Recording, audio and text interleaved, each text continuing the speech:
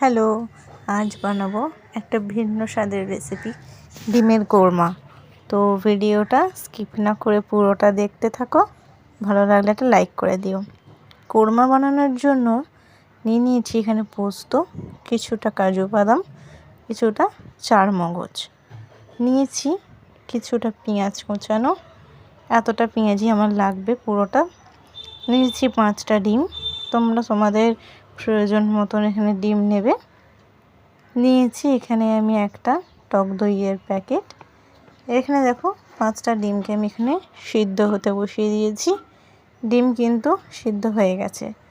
এবার কাজু, পোস্ত, চারমগজটাকে আমি একটা পেস্ট করে নিয়েছি, স্মুথ পেস্ট, যেন কোনো রকম দানা দানা না থাকে। এখানে কড়াইয়ের মধ্যে অল্প হলুদ দিয়ে ডিমটা আমি হালকা ভাজা ভাজা করে নিয়েছি। আর ওই যে পেঁয়াজ কুচিটা দেখালাম, ওইটা কিন্তু হাফ করে বেরেস্তা করে নেব।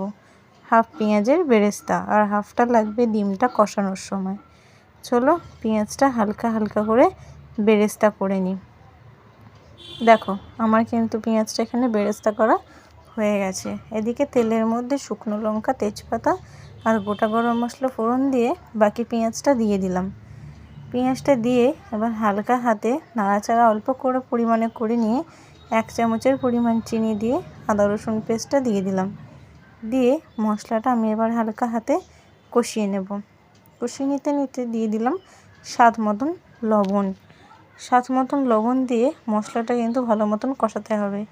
তারপর দিয়ে দিলাম 2 চামচ টক দই। টক দইটা ফাটানো হয়নি, তোমরা কিন্তু টক দইটা ফেটিয়ে ইউজ করবে।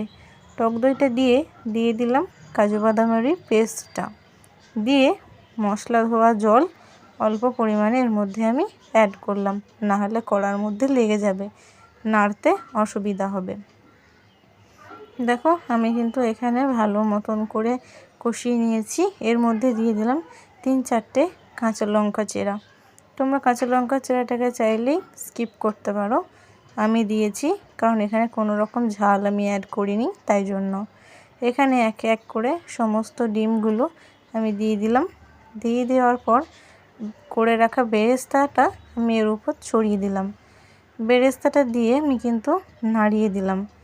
দেখো ভালো মতন এবার এতটা যে গ্রেভি আছে, গ্রেভিটা কিন্তু আমি মরতে দেব, মানে একদম ধরো খুব গায়ে লাগাও হবে না, আবার খুব ঝোল ঝোলও থাকবে না। দেখো আমার কিন্তু প্রায় হয়ে এসেছে, নাবিয়ে নিলেই রেডি হয়ে যাবে। নাবিয়ে নিয়েছি। এরপর এর মধ্যে দিয়ে দিলাম ভেজে রাখা মশলা। কি মশলা অ্যাড করেছি সেটা আলাদা একটা ভিডিওতে তোমাদের সাথে আমি শেয়ার করে দেব। তো এই ছিল আজকে আমাদের ডিমের কোরমা। ভিডিওটা কেরম লাগলো অবশ্যই আমাকে সাবস্ক্রাইব করে আমাকে কমেন্টের মধ্যে জানিয়ে দিও। ভালো লাগলে একটা লাইক করে দিও। আর এরকম ভিন্ন স্বাদের রেসিপি পেতে অবশ্যই চ্যানেলটা সাবস্ক্রাইব করে রেখো। দেখা হবে নেক্সট ভিডিও, ততক্ষণের জন্য বাই।